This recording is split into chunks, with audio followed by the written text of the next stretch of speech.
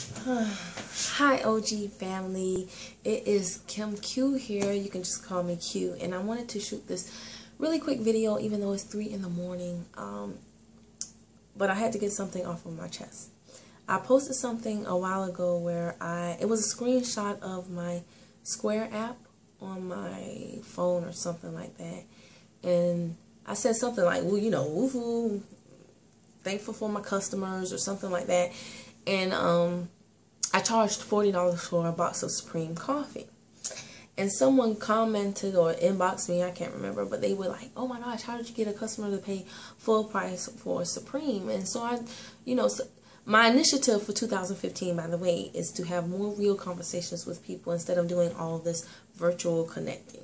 So I told the person, hey, just give me a call and, let's talk about it. And when they called, they were just like, oh, I can't get my customers to pay full price, which you guys know that if we're doing our personal development, we don't say things like that, right? Of course not, because whatever you say, that's what you bring about.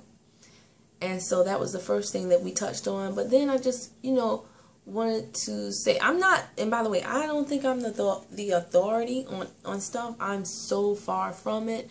When I shoot these videos, it's really just a documentation of my journey more so for me. If you find it helpful, wonderful. But it's really just for me to get used to speaking, for me to see myself speaking. And this is such a sidebar, but like I said, it's 3 in the morning, so if I ramble, then forgive me. But I shoot these videos more so for me to see myself, how I communicate, the faces I make with my big eyes, and how to control my mannerisms so that I can study them later. And I just post them onto YouTube in case somebody says, in case it does help someone at the same time. All right, so that's my little disclaimer. But anyway, after I told that person, what did I say I just told them? Oh my gosh, I'm so sleepy. After I told them whatever it was I told them, I just said, really, don't say anything negative. First and foremost, you can't say anything negative about your business. And then the second thing I told them was, we have to change our way of thinking. Because the bottom line is, if you're cutting down your price, we all know we have a great product. I mean, there's no doubt about it. I have customers who don't ever want to be a part of the business. They just want to buy the product because they love it so much.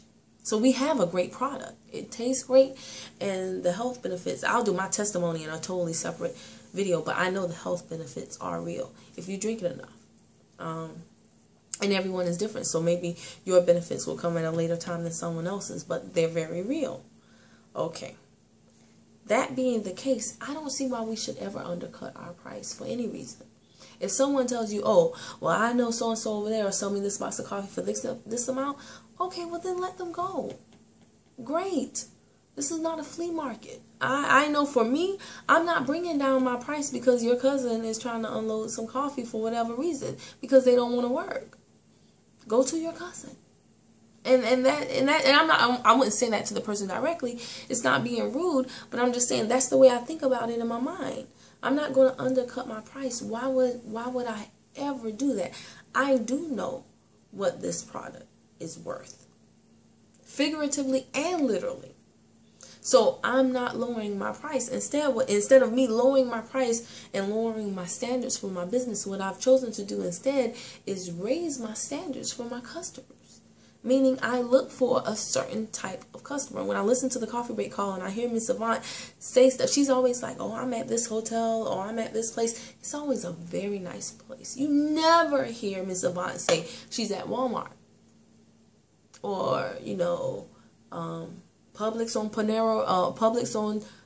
Panola Road or anything like that. You never hear her say any of those things. She's always like a super high-end hotel or restaurant or something like that. And of course, different types of people come in there, but they all have one thing in common. They have certain standards, certain demands, and they're of a certain group that they're not even going to like him and hire you for a few dollars on a box of coffee. And it's important to surround yourself around that, because if you're always surrounding yourself around people that want to, juke you for, and take away your profits, then psychologically that's going to do something to you on a whole nother level. So, like I said, instead of lowering my price, I raised my standards for my customers. And I'm glad to say now that I have customers in my area that no one even knows I have. People would be surprised if they found out, oh, that customer is buying your coffee. And I mean, like, customers that buy like 3 boxes of the Jamaican Blue Mountain religiously. High-end customers where I go to their office and deliver it to them, and that's just it. They just text me and say, hey Kim, I need 3 boxes of this, or I need X amount of boxes of that, and it's done, over and done with. And I just take my profits and go. And I will never bother them about being in the business because they don't want to be in the business. But the person with whom I was speaking conveyed to me on the phone, well, you know, I sometimes just undercut my price because I'm scared of losing a customer. And here's what I say to that, okay? A customer is someone that you make a profit on. They patronize your business, and you profit off of customers. If someone is constantly undercutting your price to the point where you're basically not even making a profit when you calculate your time, your gas, and, you know, all of the other variables that go into making a sale, if you're not making profit on that transaction, then the person with whom you're doing the transaction is no longer a customer. And in many cases, if you really tally up those costs like a business person, like the Organo Gold leaders tell us to do, like treat your business like a business. If you really tally up the cost, then sometimes if you keep undercutting your coffee, keep, you know, diminishing the value of your service, then you're not dealing with a customer because you're not profiting. You're actually at a loss in the transaction. And in my mind, in my eyes, if you're at a loss in the transaction, then you're not dealing with a customer, you're dealing with a thief. So when someone says, oh, I don't want to lose a customer, I'm saying you're not losing a customer, you're cutting off a thief. Because effectively you're allowing that person to rob your business without even using a gun. And that's, you know, maybe you're like, oh, you're exaggerating, but to me that's really how I think about it. Because I'm not in Organo Gold just to merely like get coffee and basically give it to you at my price because it just doesn't make any sense to me. If that makes sense to you, hopefully this does, because I think we all are doing ourselves a disservice when we don't, you know, kind of sort of analyze these transactions and see, okay, where can I do better? You know, what am I really conveying to the customer? And also, like I said, too, it's a psychological thing on many levels. It's a psychological thing for you. It's a psychological thing for your customer. I know for one, I use my Square card reader, and I run a receipt for every single customer. Regardless of whether they pay in cash or credit card, it does not matter. Even if you pay in cash, I still run it through for many reasons. I'll do another video about that. But me always giving every customer a receipt. And with Square, you can choose whether you give them a, you can text them a receipt or you can email them a receipt. But me giving every single customer a receipt, even the ones that say, oh, I don't need a receipt. Oh, no, I still text them a receipt because I usually have someone's phone number at least. So just me setting that standard and always giving a receipt, it makes my customers view my business in a certain way. Too. They know they get, just like when they go to Macy's, they get a receipt. Just like when they go to Starbucks, they get a receipt. Yeah, they get a receipt with me too.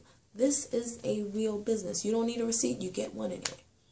When they see me punching things in my Square card reader, even when they give me cash, they know that I am running a receipt from them. This goes towards my accounting. It helps me manage my inventory, and they respect my business. I've noticed they respect my business and me a whole lot more than when I wasn't doing it. And just kind of like, you know, selling out the back of my trunk, and I use that loosely.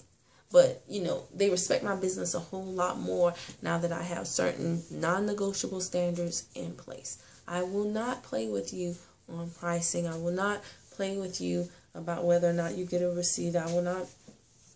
It's just certain things I will not do. So I'm going to stop this video before it becomes an hour long. And I hope it helped you in some way, shape, or form. I hope it made sense. But yes, I do charge full price for my coffee because actually my coffee is worth so much more than that. Like I said, I know from what it did for me from a health perspective what this coffee is really truly worth. So I have no problems whatsoever demanding that other people, you know, pay our discounted retail price, I like to say. Anyway, if you like this video, tell me it. Click that thumbs up sign, leave me a comment, and I would surely appreciate you subscribing to my channel. Thanks so much for watching.